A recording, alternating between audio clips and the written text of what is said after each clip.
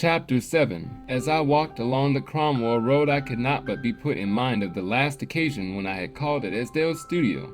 That midday when I had found all locked up, Rook departed, and had run him to earth in his old quarters in Jubilee Place. I have spoken of Mrs. Cunningham as an enigmatic sort of person, possibly as much an enigma to herself as to others, and inspiring more of compassion and kindness than of that other feeling that is supposed to be akin to these. Now I could not help wondering about her again. What had made her so suddenly break off with Monty? Had she had a reason, or none? I suppose there are these sensitive plants whose own interior moods and feelings outweigh all the logic of outward events, so that a flurry of nerves becomes a motive, and an intuition grounds for immediate action. Monty had spoken of her as having been on the verge of hysteria on that afternoon when her Jacobean wardrobe had been carried down into Esdale's cellar. It was within a few days of that she had definitely announced her intention of not marrying again. I repeat that as I left the Cromwell Road and turned down by South Kensington Station, I could not help remembering all this and wondering.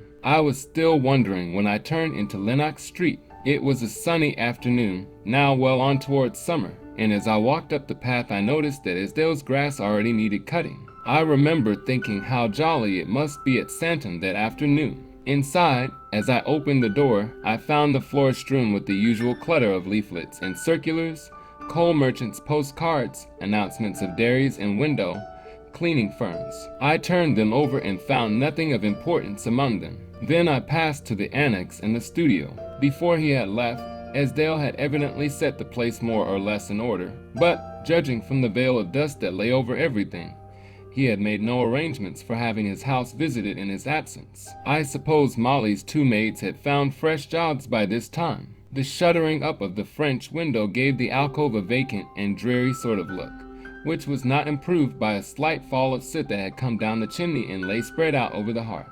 In the studio, the dark blue blinds were drawn, pictures stood with their faces turned to the walls, and those on the easels were wholly or partially covered with hanging balances of newspapers. The sketches I had come to fetch formed a small separate parcel which I had no difficulty in finding. Nevertheless, to make sure they were the right ones, I sat down in an old double armchair with a frayed tapestry seat and unfastened the string that bound the brown paper. They were the required ones, and I replaced the paper and tied the string again. Then I continued to sit in the chair, not consciously thinking, with the bundle of sketches on my knees. I dare say it was the indigo twilight in which I sat that brought back to me the last time I had seen those blinds drawn. You will remember that I had myself helped to draw them when the shuffling of feet on the roof had warned us that the police were about to carry the two men down into the garden. I gave a slight shiver, but as much at the rather drowsy air of the place as at the recollection itself. This studio would certainly be none the worse for half an hour's ventilation and sunlight.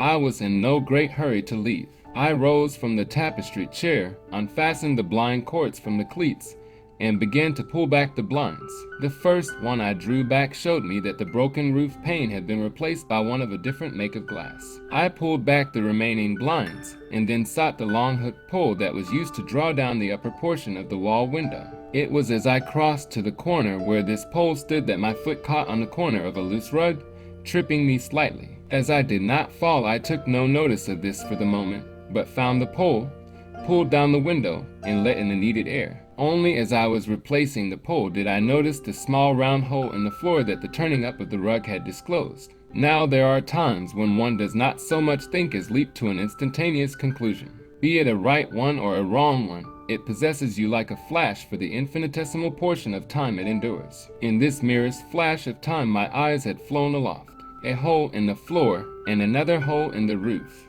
A new roof pane might have been put in since, but I knew accurately in which portion of the old pane that shattered star with the small round hole in the middle of it had been. In that moment of time I saw the whole picture again. The star, that gray snow slide made by the bodies of the two men, the little wavering, creeping shadows of the broken mulberry branch. The hole in the middle of the star had been approximately over the hole in the floor that the moving of the rug had revealed. Then why, I cried excitedly to myself, didn't he find the bullet?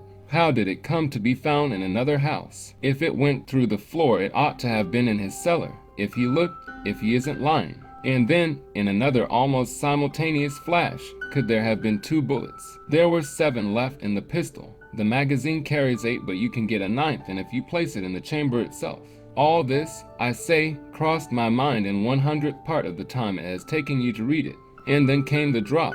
I was all run. That hole in the floor wasn't a bullet hole at all. You can get a clean round bullet hole in glass, but not in a floorboard. Neither does any pistol make a hole with a neat little rim of yellow metal glinting inside it. I assure you I was already on my hands and knees by the side of that hole. It was 5/8 of an inch in diameter, perfectly round, with, as I say, that lining of what I at first took to be brass. I inserted my little finger, but the lining was firmly fixed. It did not run through the thickness of the board, but occupied perhaps 1/8 of an inch, about 1/3 of the way down it, and the removal of my finger, clearing away a little grime, revealed something else. I lay down with my eye close to the hole. The ring was not of brass, but of gold. Breathlessly I rose and looked about for an instrument. A screwdriver on the window ledge caught my eye. Yes, a screwdriver would do. I seized it and crouched on the floor again. I worked for perhaps a minute. At the end of that time, the slender circle of metal was loose in the palm of my hand. Even without the tiny initials engraved inside it, I should have known it. Tightly as it had been wedged, not one of its 3 little emeralds had been wrenched out. It was the engagement ring I had seen on Mrs. Cunningham's finger on the morning of our breakfast.